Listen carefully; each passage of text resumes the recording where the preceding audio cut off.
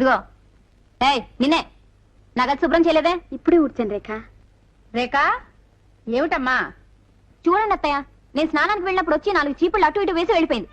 లేదు రేఖ, శుభ్రంగానే ఊడ్చాను. అంటే నేను అబద్ధం చెప్తున్నానా? కమలా నువ్వు వచ్చి చూడు. ఏమీ చూడనక్కర్లేదు.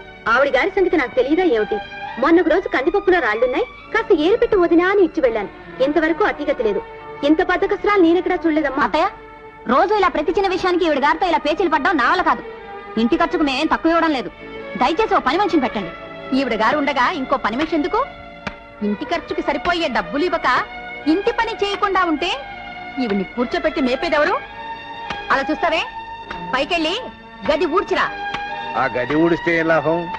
గదిలో ఉండే అహంకారాన్ని నీ రెండో కోడలు ఊడ్చి బయటికి గెడితే గానీ ఇంటి దరిద్రం వదలదు. విన్నారా అత్తయ్య, విన్నారా? మా ఆయన్ని రాని చెప్తాను.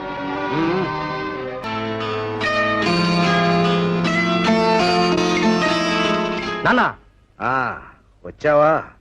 ఇంత ఆలస్యమైంది ఇంకా రాలేదేమిటా అనుకుంటున్నాను. వార్తలు చేరవేయడంలో నీ భార్య శాటిలైట్ కంటే గొప్పదనుకో. ఏమిటి నాన్న ఈ గొడవంతా? ఆఫ్టర్ ఆల్ మా ఇంట్లో పని మనిషి విలువ కూడా చేయని మనిషి ముందు నన్ను పట్టుకుని అనరాని మాటలని అవమానించారు. కావాలంటే మీ అమ్మగారు కూడా ఉన్నారు, అడగండి. నేను చేసిన తప్పేనమ్మా. తప్పు అని ఊరికే అనడం కాదు, వీళ్ళందరి ముందు మీ తప్పు ఒప్పుకుని లెంపలేసుకోండి. నేను గుడ్డివాడినమ్మా, కళ్ళు లేవు. నాకే గనక కళ్ళు ఉండి ఉంటే లెంపలు నేను వేసుకోవడం కాదు. నువ్వు నన్ను ఇంత మాట్లాడుతుంటే చూస్తూ ఊరుకున్నాడే నా కొడుకు. వాడి లెంపలు పగలగొట్టుండేవాడిని. అలా నేను చేయలేను, అది నా తప్పు. చూసావమ్మా? ఏమిటండి ఇది? పెళ్ళా ముందు వాడిని ఇలా అవమానిస్తారు. కుటుంబాన్ని పోషించేది వాడు, వాడి సొమ్ము తింటూ వాణ్ణి నానా మాటలంటారా? సంపాదించే ఓపిక లేనినాడు పెట్టింది తిని కుక్కిన పేనులా పడి ఉండాలి. నన్ను మరీ అంత తీసేకు. నేను సంపాదిస్తాను.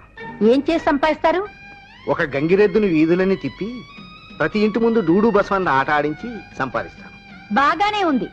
గంగిరెద్దు ఎక్కడి నుంచి వస్తుంది? వేరే గంగిరెద్దు ఎందుకే, మన రెండో పుత్రరత్నం ఉండగా. నేను గంగిరెద్దునా? నీకంటే గంగిరెద్దు ఎంతో నయంరా. జోరీగలు విసురుకోవడానికైనా తల విసురుతుంది. నీకు అది చేత కాదురా. దద్దమ్మ. నాన్న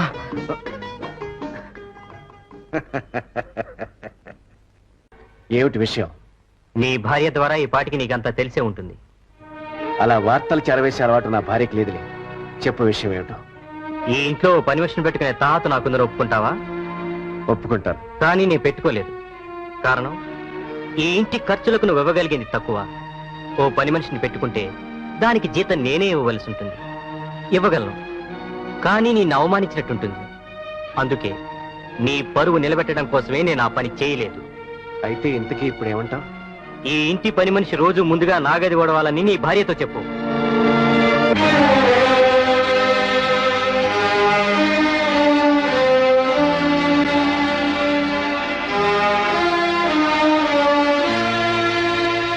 ఏమండి, మీరేం బాధపడకండి. వాళ్ళు ఎన్ని మాట్లాడినా నేను పట్టించుకోలేండి. మాది పేద కుటుంబం. పైసా కట్నం లేకుండా మీ నాన్నగారు, మా నాన్నగారి మీద గౌరవం కొద్దీ నన్ను ఇంటి కోడలిగా చేసుకున్నారు. నాకు చిన్నప్పటి నుంచి ఇంటి పనులు అలవాటేనండి. ఇప్పుడు కూడా ఎంత పనైనా అలసట లేకుండా, బాధ లేకుండా చేస్తాను. ఇలాగే నా మీద అనురాగం ఉన్ననాళ్ళు ఎటువంటి అవమానాలు, బాధలు నన్నేమీ చేయలేవండి.